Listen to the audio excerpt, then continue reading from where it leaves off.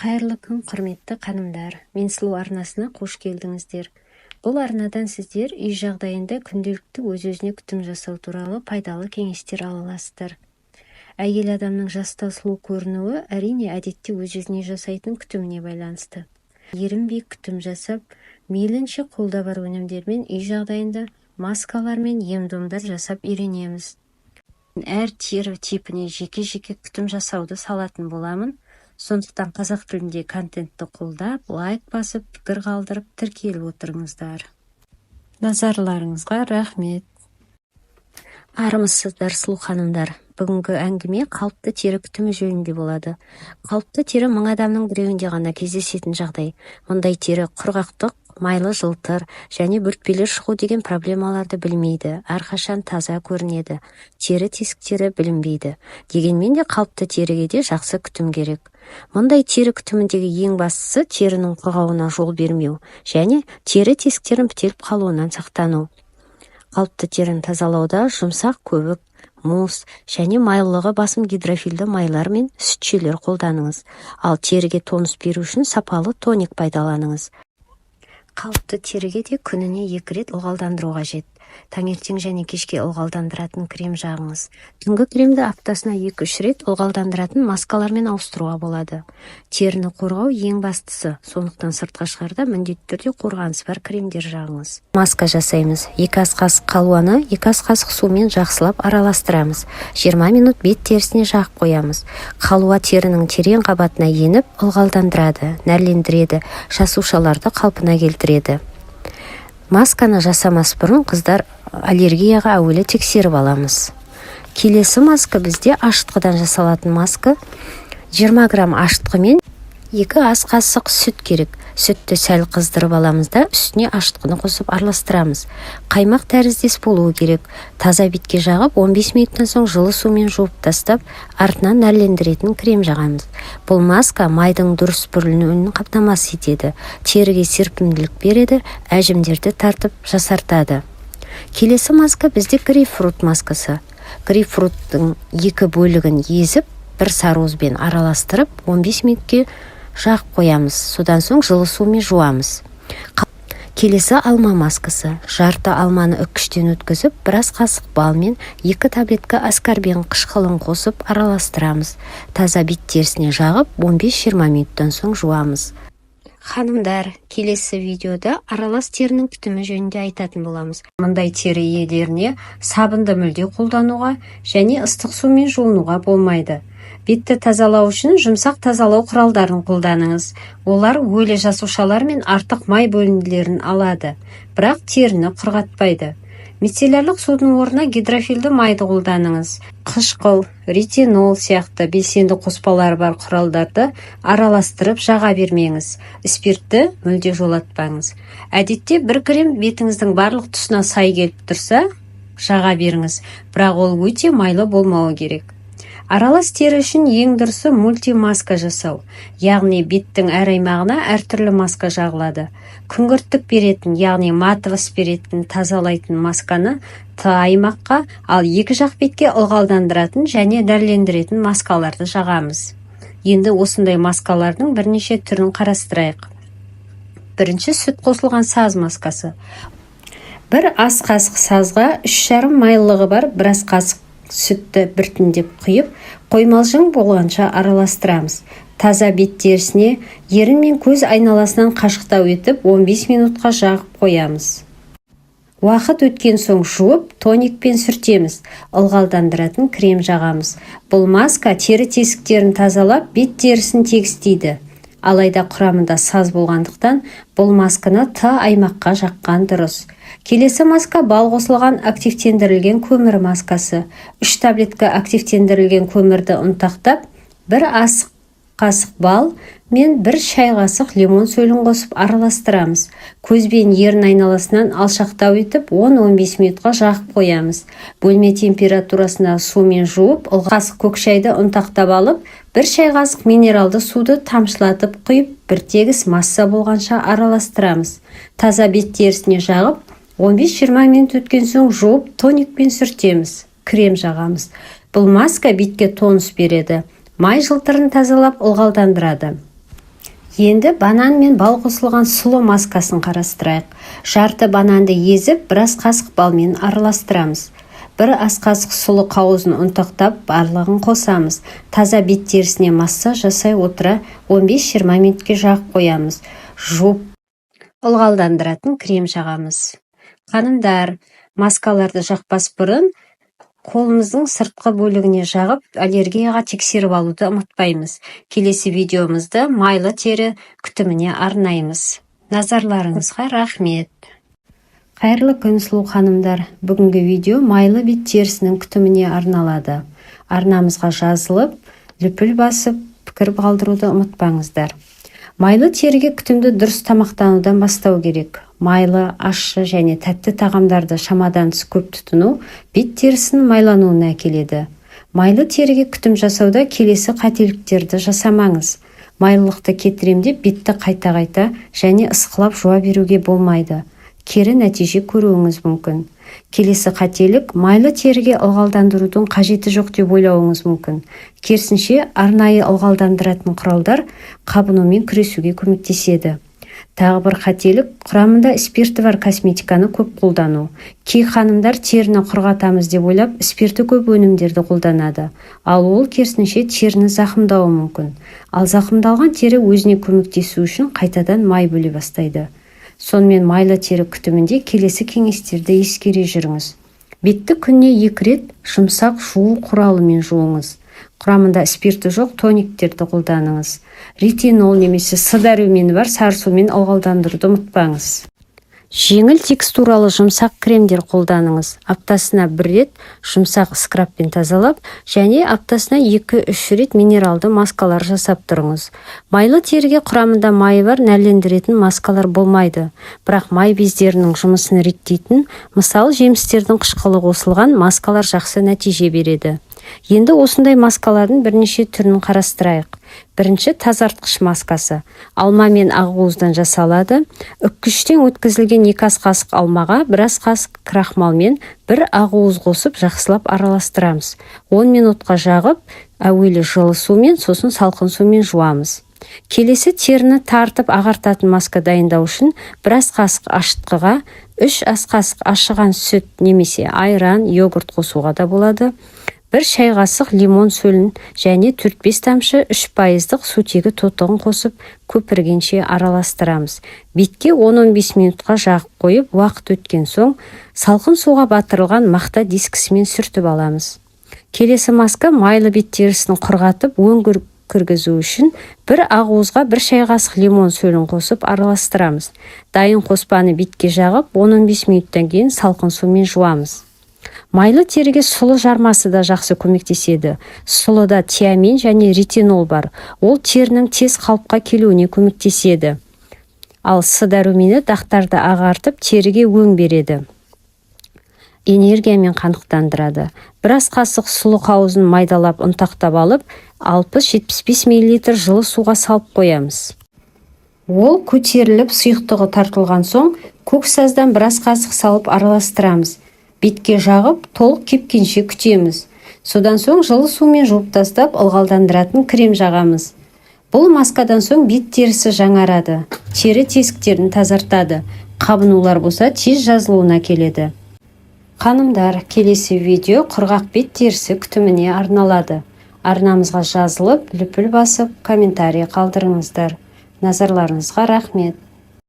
Қайырлы күн, сұлу ханымдар. Бүгін құрғақ теріге күтім жасау дәрумендердің жетіспеуінен және қан айналымының бұзылуынан, ал кей жағдайда тұқым қуалаушылықтан да болады. Яғни ата-анаңыздың бірінде құрғақ тері болса, ол сізге берілуі мүмкін. Теріңіз құрғақ болса, сұйықтықты көп ішіп, А және С дәрумендеріне бай азық-түліктерді көп тұтыныңыз. Арасында дәрігердің рұқсатымен А дәруменін қабылдауға да болады. Құрғақ үй жағдайында лосьондар жасап алуға да болады. Мұндай лосьондар жайлы келесі видеоларда айтатын боламыз. Құрғақ теріні тазалауда жұмсақ құралдарды қолданыңыз. Мусс немесе сүтшелер, гидрофилді майлар. Мицеллярлық суды майсыз болса қолданбағаныңыз жөн. Тоник қолданыңыз. Ол pH деңгейін сақтап, ылғалдандырады. Тониктен соң сары суды жағыңыз. Сары су гиалурон қышқылымен болса тіпті жақсы. Сары судан соң ғана крем жағыңыз. Енді құрғақ теріге арналған маскаларға тоқталсақ, 2 ас қасық сүт және 5 мг бал қосып, бір тегіс масса болғанша араластырамыз. Бетке 10-15 минутқа жағып, жуып болған соң ылғалдандыратын крем жағамыз. 2 ас қасық жұмсақ сүзбені 1 ас қасық сүтпен және 1 шай қасық сұйық балмен араластырамыз. Бет терісіне 25 минутқа жағып, жылы сумен жуамыз. Аптасына 2 рет жасауға болады. Бұл маска құрғақ теріні терең ылғалдандырып, теріні жақсартады. Құрғақ терге алмадан жасалған маскада жақсы әсер етеді. Алманы тазалап, қабығынан аршып, үккіштен өткіземіз. 1 ас қасық крахмалмен араластырып, бетке 20-25 минутқа жағып, салқын сумен жуамыз. Тағы да басқа маскалар туралы алдағы видеоларымызда айтатын боламыз. Сол үшін арнамызға тіркеліп, қоңыраушаны басып қойыңыздар. Назарларыңызға рахмет. Қайырлы күн сұлуларым. Бүгінгі видеомызды қыс мезгіліндегі тері күтіміне арнаймыз. Ал сіздер қазақ тілді контентімізді қолдап, лүпіл басып, тіркеле отырыңыздар. Қыс мезгілінде терімізге ерекше көңіл бөлуіміз керек.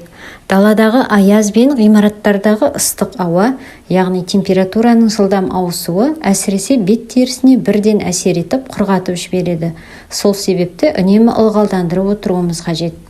Негізгі күтім тазалау, ылғалдандыру және қорғанудан тұрады. Алайда қыста нәрлендіруді де ұмытпауымыз керек. Яғни құрамында майлар бар, нәрлендіретін иіс майлар жағып, үй жағдайында нәрлендіретін маскалар жасаңыз. Тазарту құралдары өте жұмсақ болғаны дұрыс. Яғни құрамында гиалурон қышқылы, пантенол және церамидтер бар құралдарды пайдаланыңыз. Ал гидрогельдер мен құрамында спирті бар тониктерді көктемге дейін ұмыта тұрыңыз. Ал ылғалдандыру құралдарын таңдарда өз тері типіңізге мән беріңіз. Майлы және аралас теріге жеңіл тоник немесе гельдер, қалыпты теріге ылғалдандыратын лосьон, ал құрғақ тері үшін терең ылғалдандыратын крем пайдаланған жөн. Бұл ылғалдандырғыштардың құрамында гиалурон қышқылы, алоэ сөлі, глицерин, сквален және амин қышқылдары болғаны дұрыс. Қыста күн сәулесі аз түскенімен де қарға шағылысқан ультракүлгін сәулесі жаздағыдан кем әсер етпейді. Сондықтан қорғаныс кремі міндетті түрде жағып жүріңіз. Теріге қосымша қоректендіріп, құрамында С, Е дәрумендері бар иіс майлар қолданыңыз. Ескерте кету керек, кремдерді сыртқа шығардан 1 сағат бұрын жағыңыз. Аптасына 2-3 рет үй жағдайында нәрлендіретін және ылғалдандыратын маскалар жасаңыз. Арнамызда әр тері типіне арналған маскалар жөнінде видеоларды қарап шығуға кеңес береміз. Қыс мезгілінде тері саулығын сақтап қалу үшін жуыну ережелерінде қатаң сақтаңыз. Ванна немесе душ қабылдағанда өте жиі және ұзақ түсуден аулақ болыңыз. Су 35 градус Цельсийден жоғары болмағаны жөн. Себебі ыстық су терідегі керекті май мөлшерін азайтады. Ал май мөлшері азайса, терінің қорғану қабілеті төмендеп кетеді. Ваннаны аптасына 2 реттен артық қабылдамаңыз. Көбікті ваннадан гөрі майлы ванна қабылдаған жөн. Бұл әсіресе құрғақ теріге өте пайдалы. Жуынып болған соң ылғалдандыратын лосьондар пайдаланыңыз. Ылғалдандыратын құралдарды күнделікті жеткілікті мөлшерде қолданыңыз. Қыс мезгілінде кез келген тері құрғайды. Сондықтан әркім өз тері типіне арналған ылғалдандырғыштарды қолдану керек. Ылғалдандыратын иіс майлардың құрамында өсімдік майлары, яғни арган, линол қышқылы және ши майы бар болғаны өте жақсы. Ылғалдандыратын лосьондарды денеге түгел жағып шығыңыз. Әсіресе құрғақтыққа бейім келетін аяқ, табан және шынтақтарды ұмытпаңыз. Суық ауа райы тікелей әсер ететін бет пен қолдар ерекше күтімді қажет етеді. Қатты суықтан қолдарыңыз жарылып кетпеу үшін үнемі ылғалдандыратын және қорек беретін иіс майлар жағып, қолғап киіп жүріңіз. Қыста ерінді де ұмытпаған жөн. Ерінге күтім жасау үшін құрамында липидтер, балауыз немесе ерінге арналған иіс майлары бар арнайы ерін далабын пайдаланыңыз. Мойын мен декольте аймағына да мән беріңіз. Күнделікті ылғалдандыратын иіс май жағып, массаж жасап қойыңыз. Өте қалың тоқылған шарфтар мен тоқымаларды теріні тітіркендіруі мүмкін. Сондықтан олардан аулақ болыңыз. Тері әдемілігін сақтап қалу дұрыс тамақтануға да байланысты. Суды көп ішіп, майлы қышқылдарға бай өнімдерді, яғни жаңғақтар, авокадо, зәйтүн майын молынан тұтыныңыз. Мінекей сұлуларым, осы кеңестерді ескеріп жасап жүрсеңіз, тері сұлулығын сақтап әрдайым әдемі боласыздар. Назарларыңызға рахмет.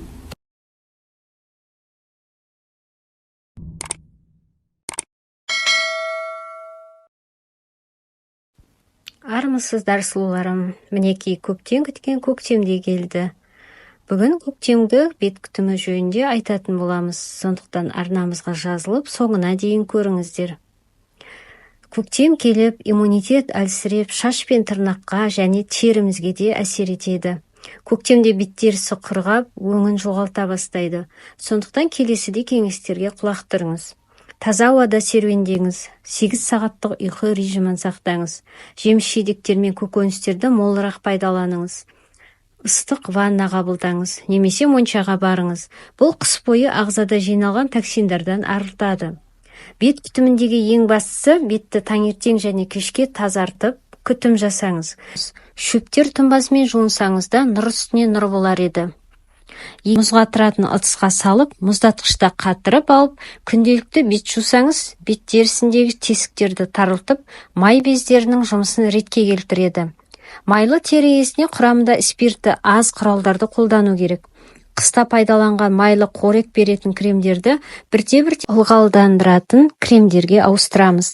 Құрғақ тері көктемде одан әрі құрғап көмескіленеді. Сондықтан сұйықтықты көп ішіп, сапалы ылғалдандыратын крем жағамыз. Ылғалдандыратын маскаларды да ұмытпаймыз. Көктемнің жайма шуақ күндері бәрімізге ұнағанымен ультракүлгін сәулелер бет терімізге кері әсерін береді. Далада күн сәулесінде көп жүру бетті күйдіріп, құрғатып жіберуі мүмкін. Сондықтан сыртқа шығарда күннен қорғайтын кремді міндетті түрде жағуымыз керек. Күннен қорғайтын, яғни SPF кремді күнделікті 2,5 сағат сайын жаңартып жағып отыру керек. Сонымен қатар кремнің қаншалықты қорғай алатыны да маңызды. SPF 15 ультракүлгін сәулесінің 93-95%-ын бұғаттаса, SPF 30-97%-ын, ал SPF 50-98%-ын бұғаттайды. Көктемгі бет күтімінде үй жағдайында маска жасауда мына ережелерді сақтаңыз. Егде жастағы ханымдарға бет күтіміне қосымша жасартатын және тартатын маскаларды қосу керек. Мұндай маскаларға алдағы видеоларда жеке-жеке тоқталатын боламыз. Сондықтан арнамызға жазылып, қоңыраушаны басып қойыңыздар. Назарларыңызға рахмет.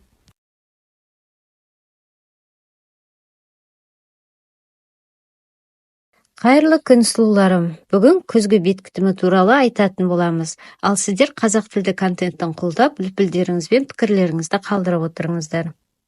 Күз мезгілі теріге ерекше күтімді қажет етеді. Себебі ауа райының өзгеруі терінің құрғауы мен сезімталдығына өте қатты әсер етеді.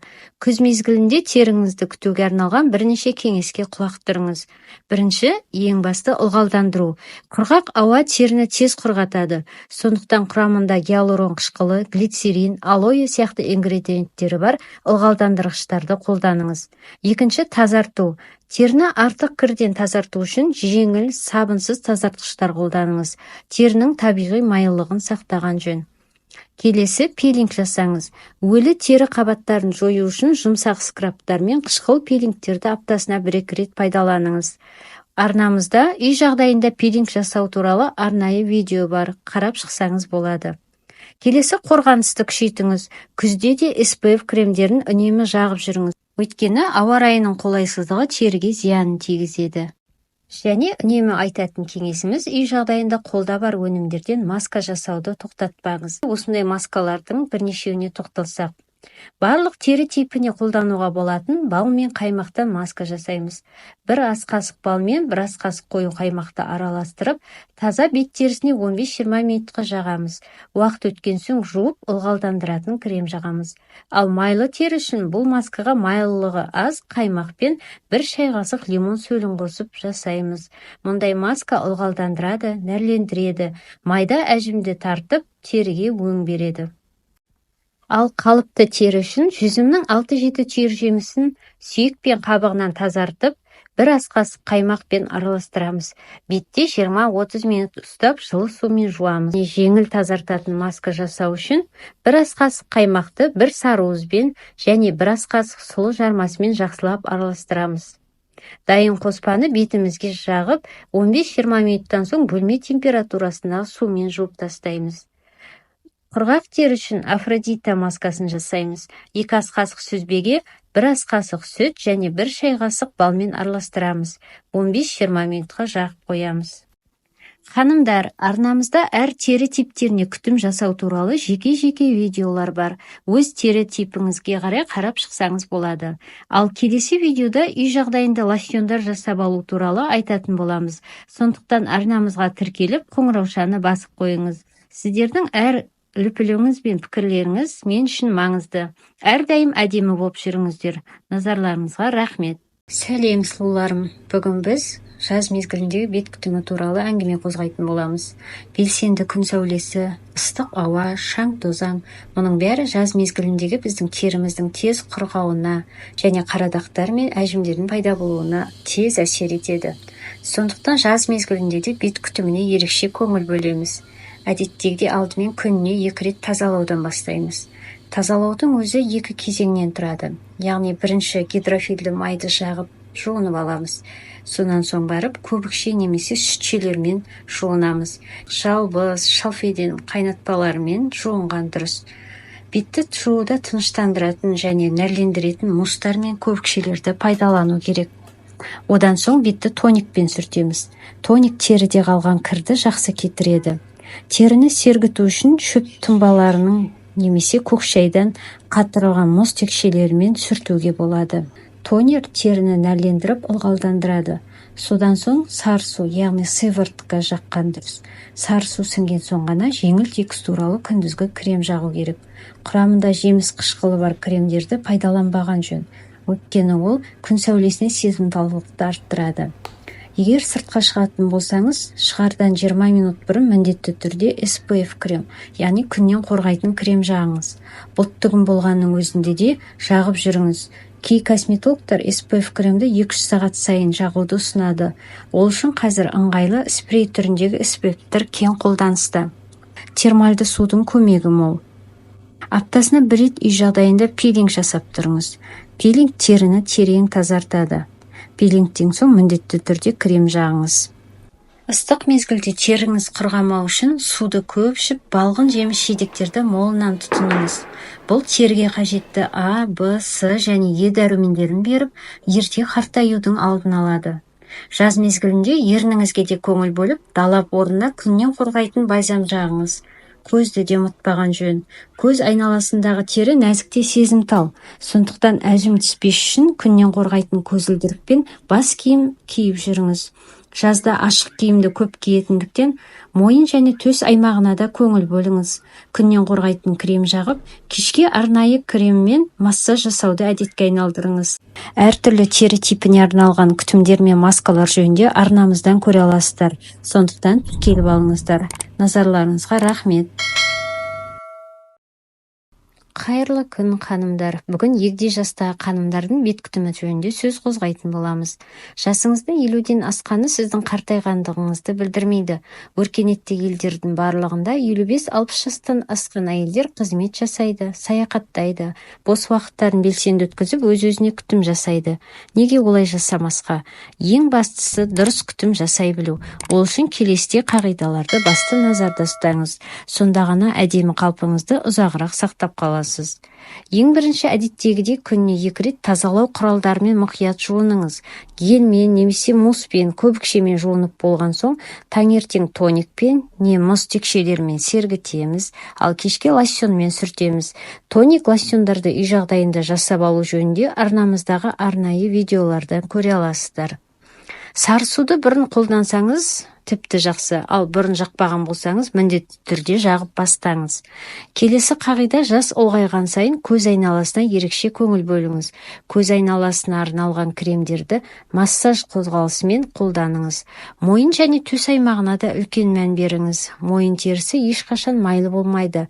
Сондықтан мойын терісі үшін тек құрғақ терге немесе мойынға арналған кремдер жағыңыз. 50 жастан кейін күндізгі және түнгі кремдерді міндетті түрде қолданыңыз. Себебі тәуліктің әр кезеңінде теріде әртүрлі қажеттіліктер болады. Мысалы, күндізгі кремде қорғайтын, ылғалдандыратын церамид болса, кешкі кремде ретинол болады, яғни нәрлендіреді. Келесі басты қағиданың бірі сыртқы факторлардан мейлінше қорғаныңыз. Қыстағы аяз күндері су негізіндегі ылғалдандыратын кремді пайдаланбаған жөн. Себебі су төменгі температурада кристалданып, теріге зақым келеді. Ылғалдандыратын кремді кешке үй процедураларынан соң жағуға болады. Ал жаз мезгілінде күңгірттік беретін әсері жоқ кремді қолданыңыз. Күндіз бет терісін термальды сумен ылғалдандырып тұрыңыз. Біркелкі ашық тері түсі жасартып көрсетеді. Сондықтан BB крем жағып жүріңіз. Мұндай кремдер тері өңін тегістейді, тонусын жақсартады, қорғаныс бола алады. Тері қартаюының алдын алатын маңызды факторлардың бірі дұрыс тамақтану. Газдалған сусындар мен тұздалған тағамдар және қантты шектеу керек. Олардың орнына жемістер мен көкөністер және сүт өнімдерін мол тұтыныңыз. Белсенді активтендірілген қоспалар мен дәрумендер ішіңіз. Сондай-ақ алкоголь мен шылымды мүлде қолданбаңыз. Күнделікті жаттығулар жасауда қан айналымын жақсартып, бұлшықеттердің тонусын арттырады. Сонымен қатар массаж жасауда кез келген жаста үлкен нәтижеге жеткізеді. Массаж теріні кір мен токсиндерден тазартып, қан айналымын реттейді. Массаж арқылы бет контурын айшықтауға, әжімдерден құтылуға болады. Және ең соңғы қағида үй жағдайында пилинг пен маскалар жасап тұру. Аптасына 3-4 рет қартаюға қарсы және нәрлендіретін маскалар жасап жүрсеңіз, бет терісі тартылып, өңін жақсартады. Енді осындай маскалардың бірнеше түрін қарастырайық. Егде жастағы тері үшін ең бастысы теріні тарту. Сондықтан желатиннен, крахмалмен және ақуыздан жасалатын маскалар тиімді. Бірінші желатиннен жасалатын масканы қарастырайық. 5 грамм желатин ұнтағына 30 мг минералды газсыз суды құйып, ісінгенше күтеміз.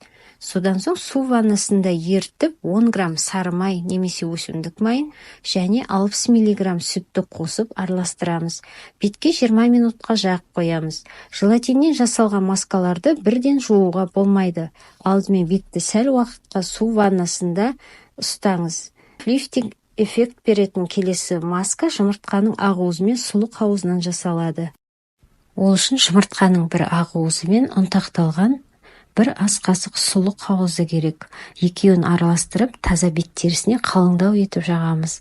Толық сіңгенше ұстаймыз да, сәлден соң мицеллярлық суға немесе лосьонға малынған мақта дискісімен сүртіп тастаймыз. Келесі масканы крахмалдан жасаймыз. Крахмал да бетті қоректендіріп, әжімдерді тартады.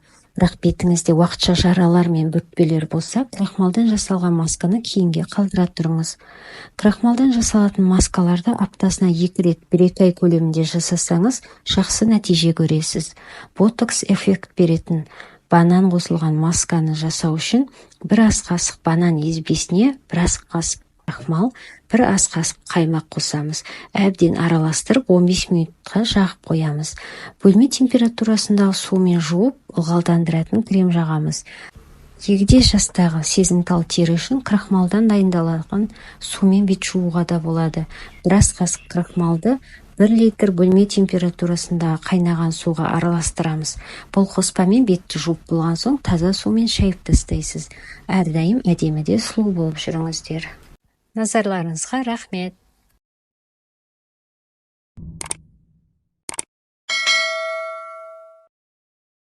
Бүгін біз қиярдан жасалатын лосьон мен маскаларды қарастырамыз. Жазда бет терісін ылғалдандырудың ең тиімді маскасы қиярдан жасалады. Жаз айларында бет күтіміне жұмсақ тазартатын және ылғалдандыратын маскаларды қолдануымыз керек. Оның үстіне бұл мезгілде әртүрлі жеміс-жидектер мен көкөністер қолымызда жеткілікті мөлшерде болады. Қиярдың 90% микроэлементтер мен дәрумендерге бай судан тұратындықтан, қиярдан жасалатын маскаларды күніге пайдалануға болады. Суда да қияр жақсы өнім. Майда үккіштен өткізіп, балмен араластырып, немесе бал орнына лимон сөлін қосуға да болады. Қоспаны бетіңізге жағып, 15 минуттан соң жуып тастайсыз. Енді беттегі майда бүртпелер үшін қияр лосьонын жасайық. 1 қиярды майда үккіштен өткізіп, стаканның немесе банканың жартысына дейін саламыз. Үстіне жарты стакан арақ құйып, 15 күнге қараңғы жерге қойып қоямыз. 15 күннен соң сүзіп алып, 1/1 мөлшерде сумен араластырамыз. Күніне таңертең және кешке сүртуге болады. Көп қолданбау керек, өйткені теріні құрғатып жібереді. Қияр көз айналасындағы қарайған ісінулерді де басады. Ол үшін салқындау қиярдың тілігін көзге 10-15 минутқа қойып қоямыз. Бұны күнделікті жасауға болады. Себебі қияр көз шаршауын басады. Әжімдердің пайда болуының алдын алады. Қияр суының құрамында көздің көруіне оң ықпал ететін тиамин, витамин 6, кальций және магний бар. Құрғақ және сезімтал тері үшін қияр мен қаймақтан маска жасаймыз. Үккіштен өткізілген жарты қиярға 1 ас қасық майлы қаймақты қосып, жақсылап араластырамыз. Бетке 10-15 минутқа жағып, жылы сумен жуып тастаймыз. Бұл масканы күн ара жасауға болады. Ал майлы тері үшін қияр мен жұмыртқадан маска жасаймыз. Бір қиярды майда үккіштен немесе блендермен қоймалжың масса болғанша еземіз. Содан соң сөлін сығып аламыз. Қияр сөлі мен ақуызды қосып араластырып, бет терісіне 15 минутқа жағып қоямыз да, уақыт өткен соң жылы сумен жуып тастаймыз. Арнамыздағы басқа да пайдалы видеоларды қарап шығуға кеңес беремін. Назарларыңызға рахмет. Сәлем сұлуларым, мінеки күз де келді. Ал күз нағыз пилинг жасайтын уақыт. Бүгін үй жағдайында беттерімізге пилинг жасау жөнінде сөз қозғайтын боламыз. Ал сіз арнамызға тіркеліп, қоңыраушаны басып қойыңыз. Қымбат тұратын косметологиялық кабинеттерге бармай-ақ, беттеріңізді өлі жасушалардан тазартып, өңін жақсартқыңыз келсе, онда үй жағдайында қолда бар өнімдермен бет терісін ылғалдандырып, бір тегіс етіп рең береміз. Үнемі үзбей жасай отыра, қартаюдың алдын аласыз. Ұсақ әжімдерді тегістеп, тері салбырауын болдыртпайсыз. Пилингті аптасына 1-2 рет жасауға болады. Бірақ есте сақтаңыз, егер теріңіз сезімтал болса, және белгілі бір өнімдерге аллергияңыз бар болса, алдын ала қолға жағып тексеріп алыңыз. Енді бірнеше пилинг түрлерін қарастырайық. Бірінші жемістен жасалатын пилинг. Лимонды сығып, сөлін аламыз да, 1/1 мөлшерде таза сумен араластырып, бетімізге жағамыз. 5 минуттан соң жуып, ылғалдандыратын крем жағамыз. Аптасына 2-3 рет жасауға болады. 2 айдан соң нәтиже көресіз. Келесі пилингте жемістен жасалады. Қышқыл алма мен құлпынайды 1/1 қатынаста езіп араластырамыз. Бет терісіне жаймен айналдыра отырып жағамыз. Содан соң жуып тастаймыз. Бұл пилинг жұқа әрі сезімтал тері үшін жасалады. Келесі пилинг аспирин таблеткасынан.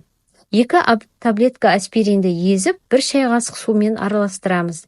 10 минутқа бетке жағып, жуып, ылғалдандыратын крем жағамыз. Бұл пилинг секпілдер мен қарадақтарды кетіреді, терінің өңін кіргізеді. Келесі пилинг түрі сүт өнімдерінен жасалады.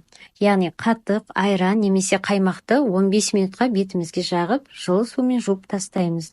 Әжелеріміз жасаған сүт қышқылдарынан жасалатын мұндай маскалар өзектілігін жоймайды. 5-ші балдан жасалатын пилинг. Тұрып қалған бал болса тіпті жақсы. Бетке шеңбер қозғалысымен жайлап жағамызда 5 минуттан соң жуып тастаймыз. Крем жағамыз. Келесі майлы теріге арналған тұз пилингі. 1 шай қасық ас тұзы мен 1 шай қасық кремді араластырамыз. Қоспаны бетімізде 5 минут ұстаймыз, жуып тастаймыз. Бұл пилинг майдың бөлінуін қалыпқа келтіреді. Тері тесіктерін құрғатады. Үй жағдайында пилингтен соң тері тесіктері кір мен шаңнан тазарып, жылтырай бастайды. Теріге ауа кіріп, ылғалданады. Жасарыңыздар, әрдайым әдемі болып жүріңіздер. Арнамызға тіркеліп, лүпіл басып, пікірлеріңізді қалдырыңыздар. Назарларыңызға рахмет.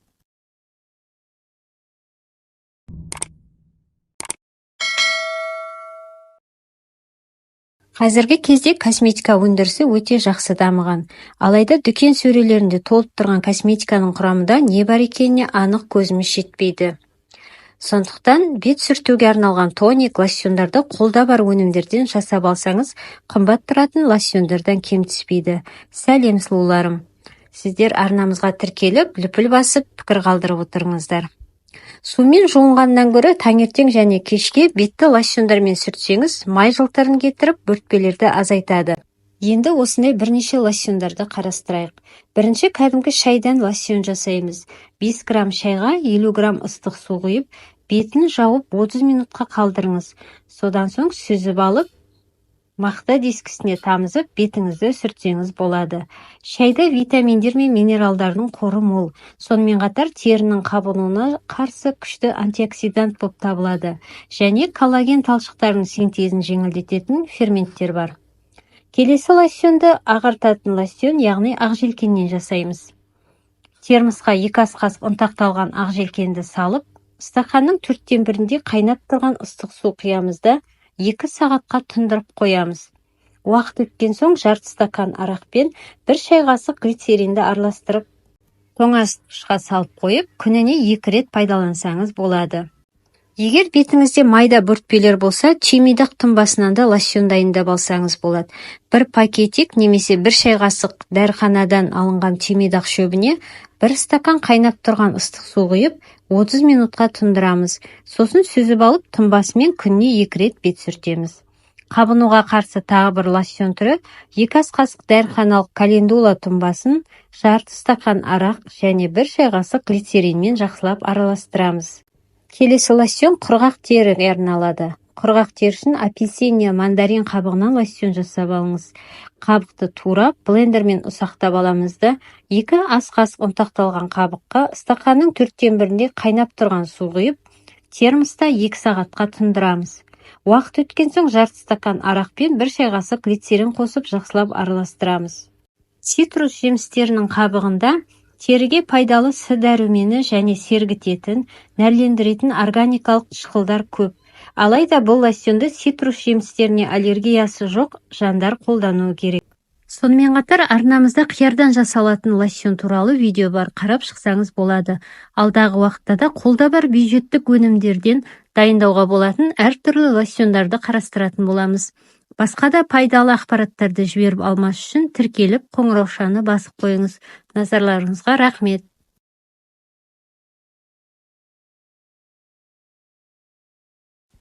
Қайырлы күн сұлуларым. Күзде келіп, піскен жеміс жидектердің қоры молая түсуде.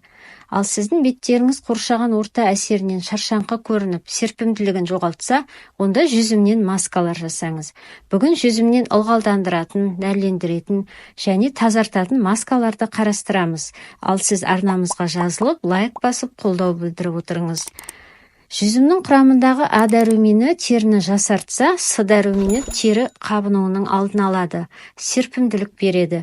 Биотин зат алмасуды қалыпқа келтірсе, калий элементі теріні ылғалдандырады. Бірінші құрғақ теріге арналған, нәрлендіретін және әжімдерді жазатын маска жасау үшін жүзім мен сүзбені бірдей мөлшерде алып, езіп, жақсылап араластырамыз. Бет терісіне 15 минутқа жағып, бөлме температурасындағы сумен жуамыз. Майлы тері үшін бірнеше түйір жүзімді езіп, үстіне 1 ас қасық ұн немесе крахмал қосып, әбден араластырамыз. Бет терісіне 20 минутқа жағып, содан соң жылы сумен жуып тастаймыз. Егер беттеріңіз күнге қатты күйген болса, жүзім мен балдан маска жасаңыз. 1 ас қасық езілген ақ жүзімді 1 шай қасық балмен араластырып, 15 минутқа жағып қоямыз. Маска жасауға уақытыңыз болмай жатырса, жүзімді жартысынан бөліп, бөліктермен 2 бетіңізді сүртіңіз. Жүзім сөлі теріге өң береді, жаңартады. 30 минуттан соң жылы сумен шайып тастаңыз.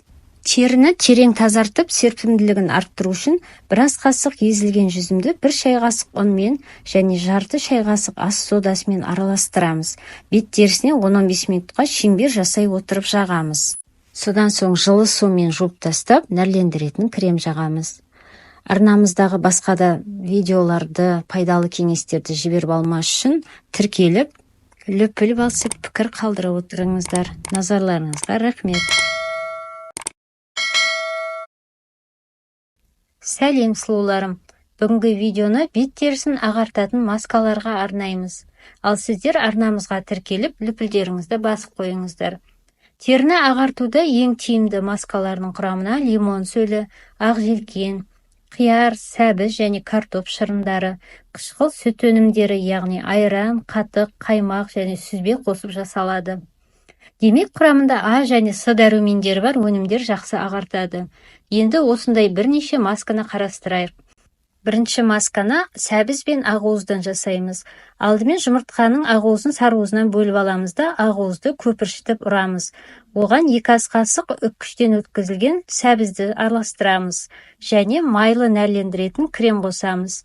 Бұл маска кешенді әсер етеді. Сәбіз бет терісін ағартып, өң берсе, ақуыз кеңейген тері тесіктерін тартады. Ал крем нәр береді. 15 минуттан соң жуып тастайсыз. Бетті ағартуда ақжелкен сөлі ең керемет өнім. Ақжелкен жапырағын майдалап, ұнтақтап, үстіне 1 шай қасық бал қосамыз және 4-5 тамшы лимон сөлін тамызамыз. Жұқа етіп жағып, 10-15 минуттан соң жуып тастаймыз. Бұл балға аллергиясы жоқ жандарға арналады. Ал егер балға аллергия болса, бал орнына қаймақ қоссаңыз да болады. Келесі ағартатын маска сүзбеден жасалады. 2 ас қасық сүзбені езіп, 1 сарыуызбен және бірнеше тамшы сутегі асқын тотығымен жақсылап араластырамыз.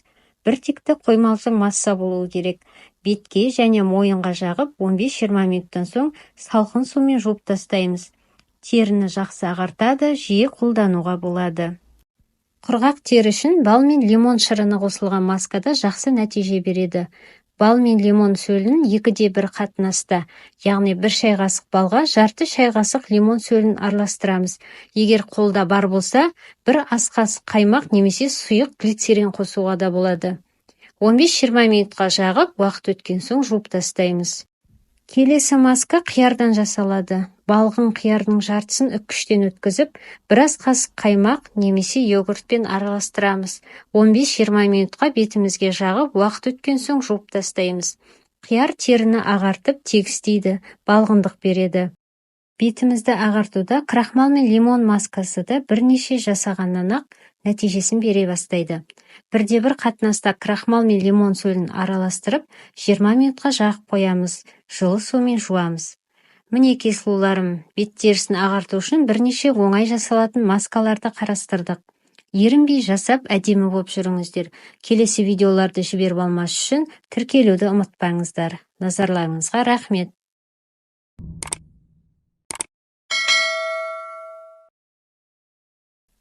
Менің байқағаным, бұл арнаны ер адамдар да қарайды екен. Сондықтан бүгінгі видеоны ерлер қауымның бет күтіміне арнаймын. Сәлеметсіздер ме? Мен бастайын, ал сіздер арнамызға тіркеліп, лүпіл пікір қалдырып отырыңыздар. Ер адамдар әсіресе біздің елде косметикалық құралдарды қолдануға көп уақыт кетеді. Олар көмектеспейді деген пікірмен еріншектік танытып жүре береді. Бұл мүлде қате пікір. Ер адамдарда терісіне күтім жасап жүруі керек. Ер адамның терісі де 4 типке бөлінеді. Бірінші қалыпты, яғни біркелкі тегіс серпінді болып келеді. Екінші құрғақ тері, кей тұстары қабыршақтанып, әсіресе суға барайында кейде қызарып кететін терін айтады. Мұндай тері кей косметикалық құралдарға өте сезімтал болып келеді. Үшінші майлы тері, бөртпелер мен безеулерге бейім келетін жылтыр тері.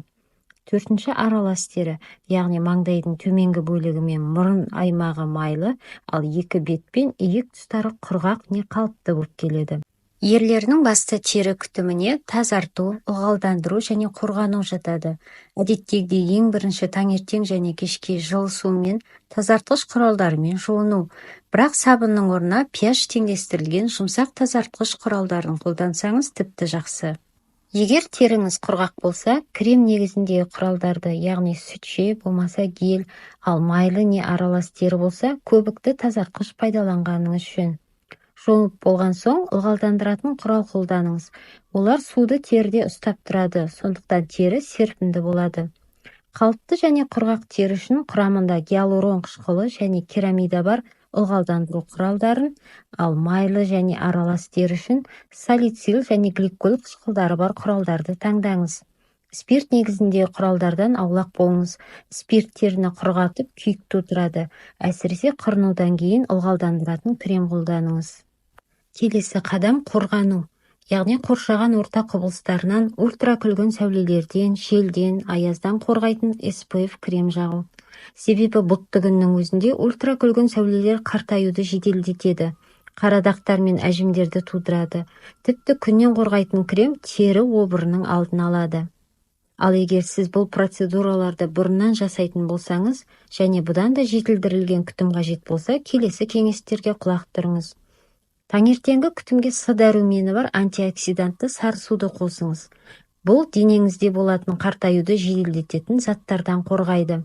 Сары суды жуынғаннан кейін ылғалдандыратын құралдың алдында жағасыз. Күнделікті күтімге ретинол қосыңыз. Яғни құрамында ретинол бар крем пайдаланыңыз. Ретинол терінің жоғарғы қабатын қабыршақтандырып, жаңартады және теріге серпімділік беретін коллагеннің өндірілуіне көмектеседі. Бірақ ретинолы бар кремді кешке қолданыңыз, себебі күндіз күнге сезімталдықты арттырып жібереді. Ал егер теріңіздің одан да жарқын да жас көрінуін қаласаңыз, үй жағдайында маскалар жасаңыз. Ол үшін оңай жасалатын бірнеше маскаларға тоқталайық. Бірінші, майлы тері үшін майлылықты азайтуға көмектесетін сұлы қауызынан маска жасаймыз. 2 ас қасық сұлы қауызын ұнтақтап езіп, үстіне 2 ас қасық қайнап тұрған ыстық су құясыз. Сұлы ісінгенше күтесіз. Суытып бетіңізге 15 минутқа жағып, жуып тастайсыз. Егер қоспаңыз сұйықтау болып шықса, сұлысын сүзіп аласыз. Маскалардан бөлек аптасына 1 рет пилинг жасап тұрсаңыз да болады. Арнамызда арнайы пилинг жасау туралы видео бар, қарап шығыңыз. Ал келесі маска сүт қосылған бал маскасы. Құрғақ тері үшін өте жақсы. Екеуін тең мөлшерде араластырып, мақта дискісінің көмегімен бетіңізге жағасыз. 15-20 минуттан соң жылы сумен жуып тастайсыз. Келесі, кез келген косметикалық сазды сумен және алоэ сөлмен араластырасыз. Бетке жағып, толық сіңген соң барып жуып тастайсыз. Егер бетіңізде безеулер болса, онда ас содасы мен тұзға крахмал қосып маска жасаңыз. Ас содасы мен тұзды тең мөлшерде алып, одан сәл көбірек мөлшерде крахмал аласыз.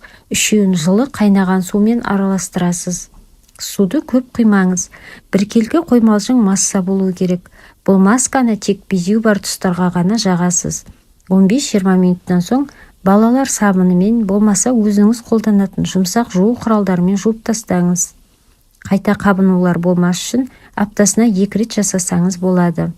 Осылайша үйде маска жасап, теріңізге қамқорлық көрсетіп жүретін болсаңыз, бір жағынан сымбатыңыз артып, екінші жағынан қымбат процедуралардан ақша үнемдейсіз. Баршаңызға сәттілік. Арнамызға тіркеліп, қоңыраушаны басып қойыңыздар. Назарларыңызға рахмет. Сәлем сұлуларым. Бүгін уәде етілгендей жұмыртқаның сарыуызы қосылып жасалатын маскаларға тоқталатын боламыз. Ал сіздер арнамызды қолдап, лүпілдеріңізді баса отырыңыздар. Сарыуыз теріге өте пайдалы, себебі оның құрамында теріні нәрлендіретін және ылғалдандыратын көптеген қоректік заттар бар. Мысалы, А, Б және Е дәрумендері теріні қорғайды және жасартады. Лецитин ылғалдылық береді және жұмсартады. Ал майлы қышқылдар терінің табиғи ылғалдылығын сақтауға көмектесіп, оны құрғаудан қорғайды. Сарыуыздан маскаларды қолдану теріні жұмсартып, серпімділігін арттыруға септігін тигізеді. Құрғақ тері үшін 1 сарыуызға 1 ас қасық бал және 1 шай қасық өсімдік майын қосып жақсылап араластырамыз. Бетке 15-20 минутқа ұстап, жылы сумен жуамыз. Ал майлы тері үшін 1 сарыуызды 1 шай қасық лимон сөлімен араластырамыз. 15 минутқа жағып, жылы сумен жуып тастаймыз. Жалпы нәрлендіретін маска жасау үшін 1 сарыуызды 1 ас қасық қаймақпен және 1 шай қасық балмен араластырамыз. Бетке 15-20 минутқа жағып, жуып тастаймыз. Бұл маскаларды аптасына 1-2 рет қолдансаңыз болады. Терінің өңі жақсарады. Келесі ағартатын маска сарыуызға сүзбе қосып жасалады. 1 сарыуызға 1 ас қасық сүзбемен бірнеше тамшы сутегі асқын тотығын қосып араластырамыз. Біртекті қоймалжың масса болуы керек. Бет және мойын терісіне жағып, 15-20 минуттан соң салқын сумен жуамыз. Қайырлы кеш, ханымдар. Біздер әрдайым әдеміде жас көрінуді қалаймыз. Ал ол үшін теріге тек сырттай күтім жасау аздық етеді. Сонымен қатар тамақ рационында дұрыстауымыз керек. Бүгін осы тақырып жөнінде сөз қозғайтын боламыз. Ал сіздер контентімізді қолдап, тіркеліп, пікір қалдырып отырыңыздар. Тері әдемілігін ұзағырақ сақтап қалу үшін косметологтар мына тағамдарды үнемі қолдануға кеңес береді. Бірінші, теңіз өнімдері және майлы балықтар. омега қышқылының есебінен тері жағдайын жақсартады. Келесі С дәруменіне бай азық-түліктер. Барлық цитрустар, болгар бұрышы, қызанақ және орам жапырақта антиоксидант болып табылатын С дәруменінің көзі десек болады. Сонымен қатар С дәрумені тамыр қабырғаларына әсер етіп, коллаген синтезін ынталандырады. Ал коллаген жетіспесе, тері әлсіреп құрғақ болады. Жасыл және қызғылт түстес көкөністер. Бұл түстердегі көкөністерде, яғни сәбіз, асқабақ, тері үшін өте қажет А дәрумені мол болады. А дәруменінің жетіспеушілігі терінің құрғауына, қабынулардың және еріннің айналасына шығатын жаралардың пайда болуына әкеледі. Келесі жаңғақтар. Антиоксидант болып табылатын Е дәрумені өте бай. Е дәрумені қартаю процесін тежейді, сондай-ақ ультракүлгін сәулелердің әсерінен қорғайды. Тұтас дәнді дақылдарда Б, Е дәрумендеріне және май қышқылдарына бай. Әсіресе зығыр тұқымында бұлардың бәрі бар. Зәйтүн майы тағаммен тұтынумен қатар үй жағдайында маскалар мен иіс майларға да қосылады. Себебі құрамында Е дәрумені өте мол. Сүзбе, селен және Е дәруменінің көзі болып табылады. Бұлар өз кезегінде тері қартаюының алдын алады. Ет және бауырдан жасалатын тағамдар А, Б дәрумендері, тиамин, фолий қышқылдарының көзі болып табылады. Әсіресе пипи дәруменін алу үшін міндетті түрде рационға қосыңыз.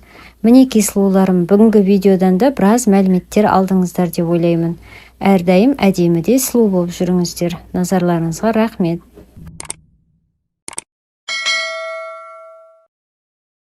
Ұнтақталған сұлы қауызын қосып, жақсылап араластырамыз. Бет терісіне жағып 15-20 минуттан соң бөлме температурасындағы сумен жуып тастаймыз. Бұл маска ылғалдандырады және тазартады. Арнамызда алдағы уақытта ылғалдандыратын, нәрлендіретін, тазартатын, жасартатын маскалар туралы жеке-жеке тоқталатын боламыз. Сондықтан тіркеліп, қоңыраушаны баса кетіңіз. Назарларыңызға рахмет.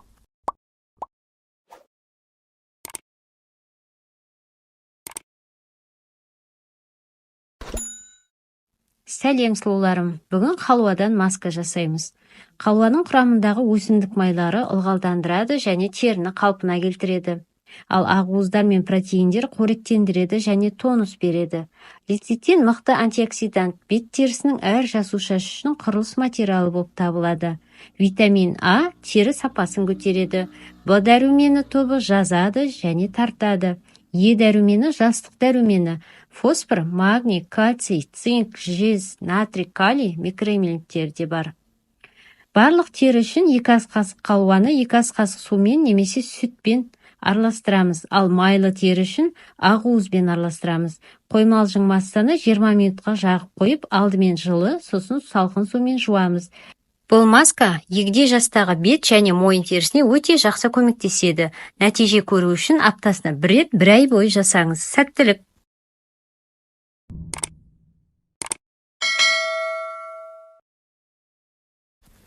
Кеш жарық сұлуларым, бүгін бет терісін ерекше ағартатын, нәрлендіретін және ылғалдандыратын маска жасаймыз. Ол үшін 2 ас қасық сүзбені езіп, 1 сарыуызбен және бірнеше тамшы сутегі асқын тотығымен жақсылап араластырамыз. Маска құрамындағы сүзбе мен сутегі асқын тотығы бет терісін ағартса, сарыуыз құрамындағы лецитин ылғалдылық береді және жұмсартады. Майлы қышқылдар терінің табиғи ылғалдылығын сақтауға көмектесіп, оны құрғаудан қорғайды. Бір текті қоймалжың масса болуы керек. Бетке және мойын терісіне жағып, 15-20 минуттан соң салқын сумен жуамыз. Бұл масканы жиі қолдануға болады. Ерінбей жасап, әдемі де сұлу болып жүріңіздер. Назарларыңызға рахмет.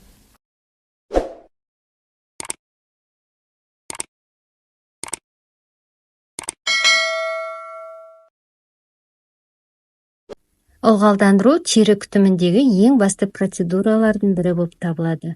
Құрғақ терімен қатар аралас майлы терілерді ылғалдандырып жүруіміз қажет. Сәлем сұлуларым, бүгінгі видеомызды дәл қазіргі кезде, яғни қыс мезгілінде терімізге ең қажет болып табылатын ылғалдандыру маскаларын қарастырамыз. Ал сіздер әдеттегідей контентімізді қолдап, тіркеліп, лүпіл қалдыра отырыңыздар. Тері ылғалдылығын сақтау үшін арнайы иіс майлар мен гельдерді қолданып жүріңіз. Құрамында гиалурон қышқылы, глицерин немесе сүт қышқылы бар өнімдер өте жақсы нәтиже береді. Күніне кем дегенде 8 стакан су ішіп жүріңіз. Сондай-ақ арган, шие майы, лаванда майы секілді табиғи майларда терінің ылғалдылығын сақтап, жұмсақтық береді. Бетті жуған соң тері құрамай тұрып, ылғалдандырғыштарды қолданамыз. Бұл ылғалдың теріде сақталуына көмектеседі және аптасына 1-2 рет ылғалдандыратын маскаларды пайдалану теріні тереңнен ылғалдандырып, жаңа клеткалардың пайда болуына ықпал етеді.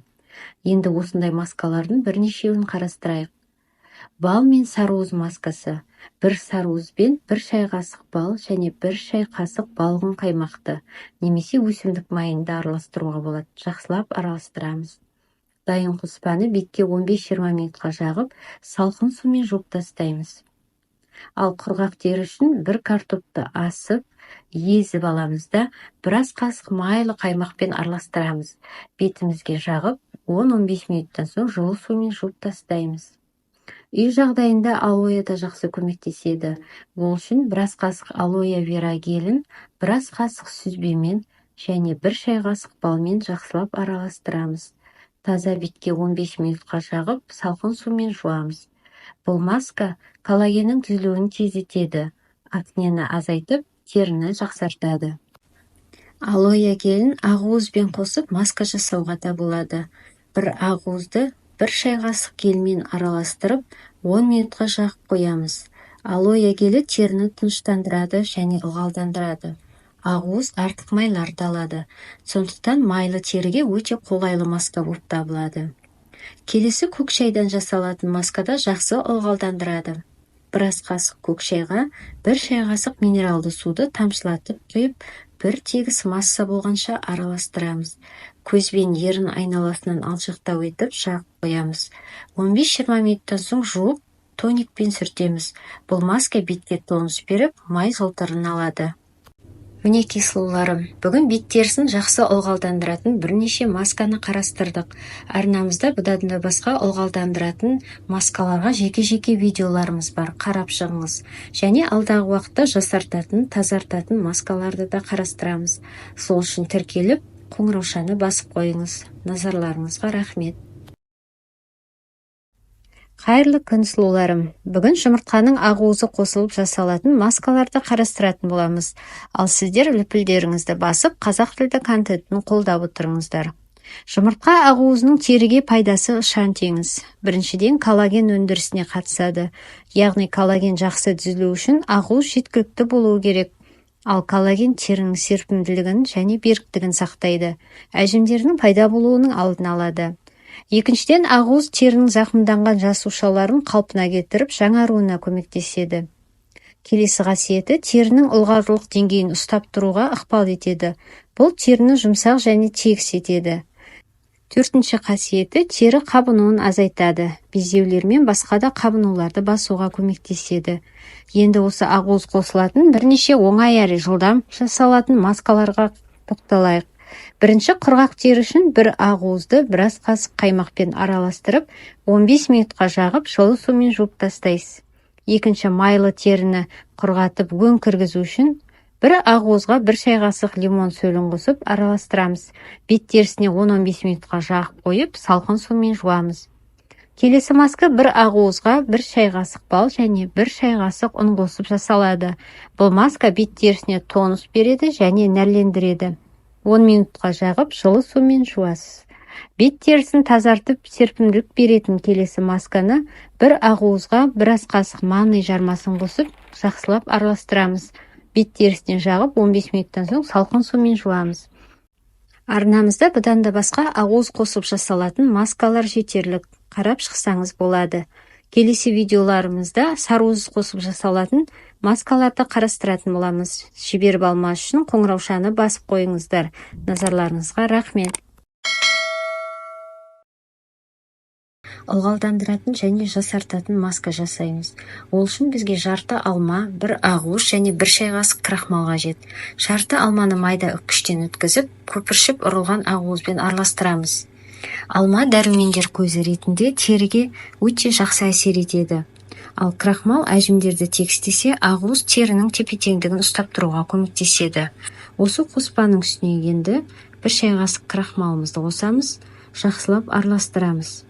Таза бет терісіне жағып, 15 минут өткен соң алдымен жылы сумен, сосын салқын сумен жуамыз. Нәрлендіретін крем жағамыз.